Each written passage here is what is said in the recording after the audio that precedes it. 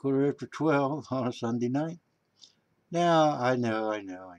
Everybody's tired of hearing about this silver bullet, silver shield. Now, earlier this evening, there was a gentleman that was offering to debate uh, the silver bullet, silver shield, Chris, and a couple other guys. And I went on and I was talking about um, I doubt that he'd ever be able to debate him because this man has consistently blocked anybody that disagrees with anything he has to say. So you can't have a debate when you can't get two parties on the same stage.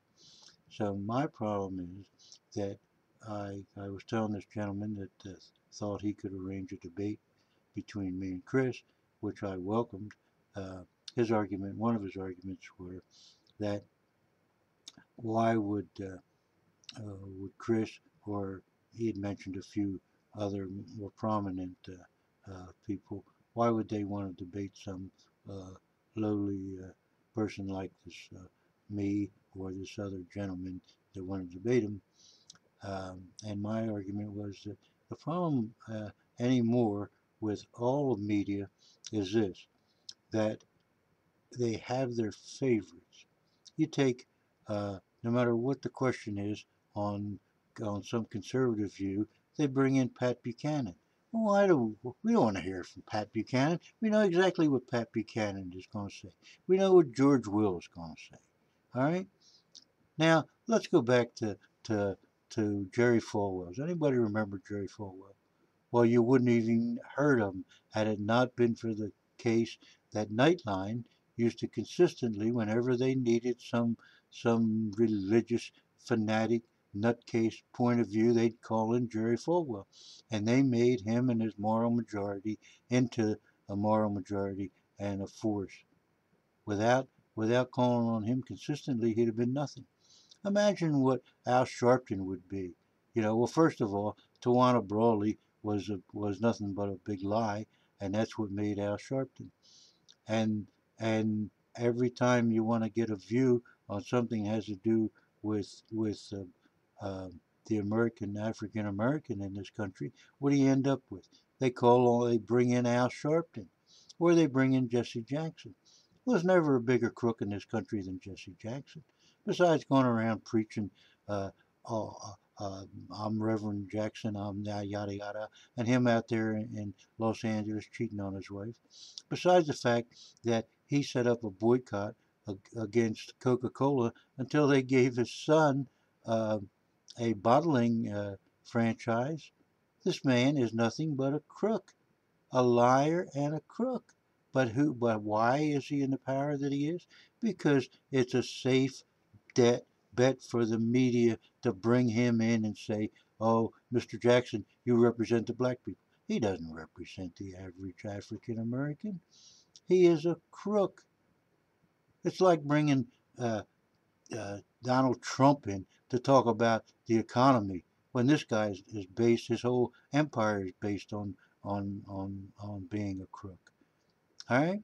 Now the media. It's the media. It's the convenience to the media. Now, why doesn't the media bring?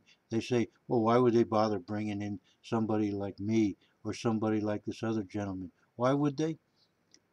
Well, they wouldn't because they don't want to be faced with a question that they don't have the answer to.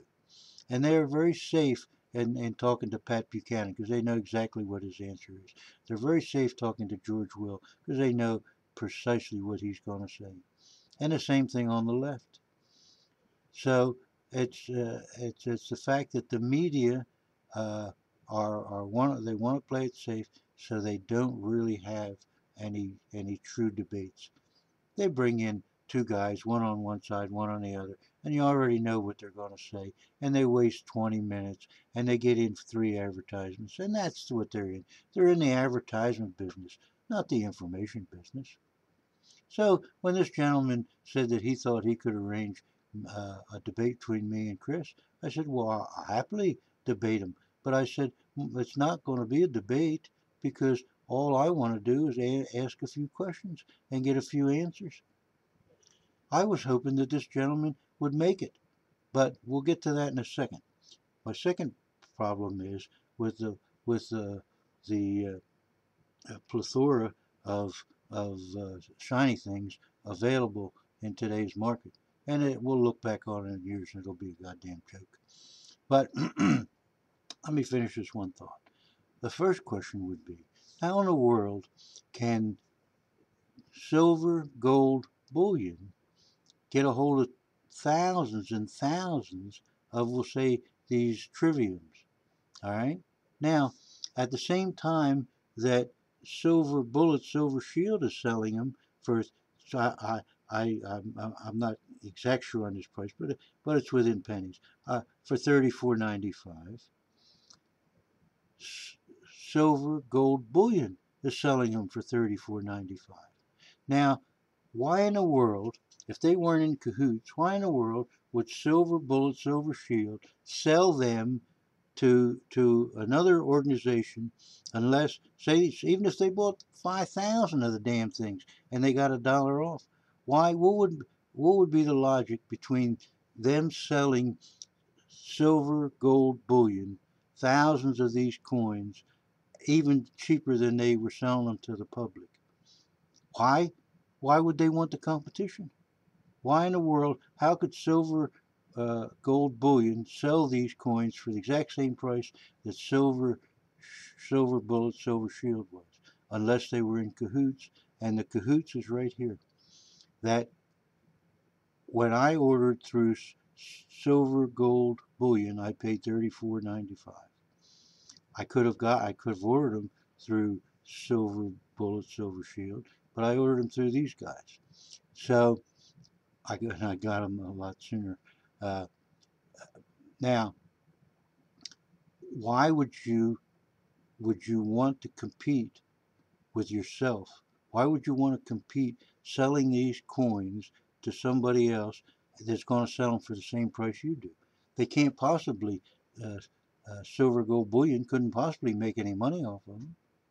So what was the deal? Well, here's the deal: that within 10 days, they still had thousands and thousands of these triviums. They went from $34.95, selling them the same price that Silver Bullet, Silver Shield was, to selling them for $47.95. Then within another week, they were selling them for $57.95. All right. Now, why would you sell, if you were Silver Bullet, Silver Shield, would you sell them to a company that claims that they could still make the same, could make a profit at selling them for $34.95 when you were selling them for $34.95? Unless you lent them or were in cahoots with them or somehow fed them these coins, knowing that within weeks they would no longer be being sold for the same price as you were selling them, and that this greater price, over a $10 markup and over a $20 markup in a 2 week period, unless you were going to get a piece of that action. While at the same time, you weren't filling your own orders for Silver Bullet, Silver Shield for people like myself, or people like, hopefully, like the thousands of people that ordered 2 or 3 or 20 or 30 of them. There's something, that question has to be answered, and it has to be answered in a hurry, because uh, you people suspended production for 10 days, and at the same time you want us to believe that these silver gold bullion people had nothing to do with Silver Bullet, Silver Shield. Now, I'd like to see the books on that one. That's my first question. Second question is, you offer an excuse saying that now, finally, when you go for months without any PR at all, you don't send me, you don't send anybody a notice saying, uh, we're we're working on January 1st now, and we're working on January 3rd now, and we're working on January 15th now. No, but if you go on your internet site and you type in everything you have to, and you punch the button, and it says, we're processing your order, that don't mean shit. Of course you're processing my order. You could be processing it. You could have been processing it for 6 months. We had no way of knowing. And then we go on the phone and we want to speak to someone in management, and you say hold, and then you disconnect, or you just disconnect. You talk for a couple minutes and just disconnect. What the hell kind of PR is this? What the hell kind of system are you trying to run? I mean, you could have prevented a lot of this activity. And any man that is, everybody's patting them on the shoulder and say, Chris is so smart. He's got the new mint and all this, and everything's going to be hunky dory. Well, Chris is not a planner. You know, anybody can jump into a fire. It's getting the hell out of there without getting your feet burned that counts. Now, we go we go a step further and say, well, what is his first PR move? Well, his PR move was, bam, we're going to tell everybody we're going to suspend sending coins out, and we're going to suspend all operations for 10 days. All right, well, that makes everybody that hasn't got their coins already, has been waiting for a month and a half, that makes them feel real good, because when they start up again, they're starting up again at the bottom of the list. Now, you take this guy with this little scoop, right? Now, here he is. He's scooping one scoop at a time into this melt pan, which is supposed to be 2,000 degrees, and just sucking up these little pellets of silver, and out of the bottom of this machine, magically, without any steam, without any looking like it's hot or anything, magically this stuff comes out at a snail's pace that you couldn't in the world you couldn't produce the tens of thousands of coins these guys are behind with that machine. But yet he's using this as this machine will never be in a situation we were before. It's yada yada yada. Hell bullshit. I'd like a close look at that machine. And anybody that's seen that machine ought to be questioning how the hell that thing works. And what's this guy doing with this little scoop?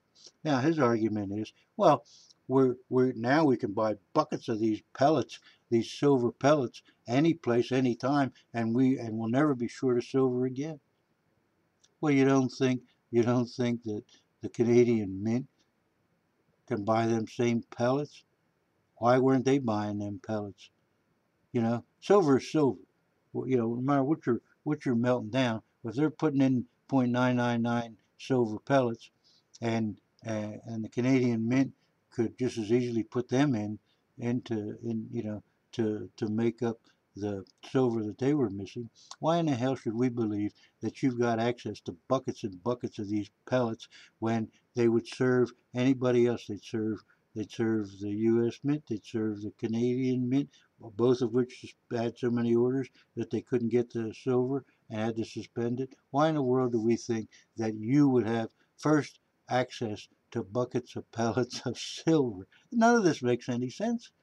And this is why this guy, he's not going to debate me. He's not going to debate anybody. He's going to continue to block everybody that makes sense. And would be happy. And as I said, I don't want to debate the guy. I just want a few questions answered. And we're not getting any answers.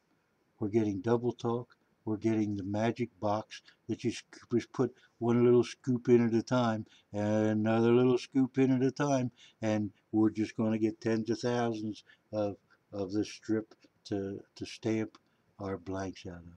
It's bullshit. Now, I would like. I'm going to send this to Chris. It ain't going to make any difference because he's blocked me. I don't even know if I can send him anything anymore. But but uh, I just hope that other people do, and see if he will have an open discussion. Get 3 or 4 people. Get a couple of people like myself that all we're interested in is the truth, and see what this man will do, whether he'll stand up for his company or not. And you've seen so many videos where all they've done, is get junk silver from this guy, and they're so afraid to send it back because they have no idea in the world when they're going to get a new product in for this product they sent back. So there are so many questions that have to be asked, that I think it's time that a lot of you ask him, and see just how many customers that he has that he's willing to block. I'm a small time. I'm a piker. I've always been a piker. I ordered uh, 25 uh, slave queens off of them, and then uh, I got the triviums from uh, silver gold bullion, and I got them at the same price they were selling them for silver uh, bullet, silver shield were selling them, and that was the first sign to me that these two people, these two companies, have something going on together. So we have to ask ourselves, what is this the bullshit? Let's take a closer look at this machine. I've never seen a machine like it that pours in 2,000 degree. You put in little pellets and you melt them at 2,000 degrees, and they were so proud to show it was 2,000 degrees. And you got this little slab of silver coming out the bottom at a snail's pace, and that's going to answer your problems. And there's no steam, there's no heat, there's no nothing come flying off of this little slab. It just nicely comes pulled out of the bottom. Well, uh, Chris, uh, anytime, any place, I'm here. All I'm readily available, and a number of other people would be too. So let's get the questions answered, and let's get down to business.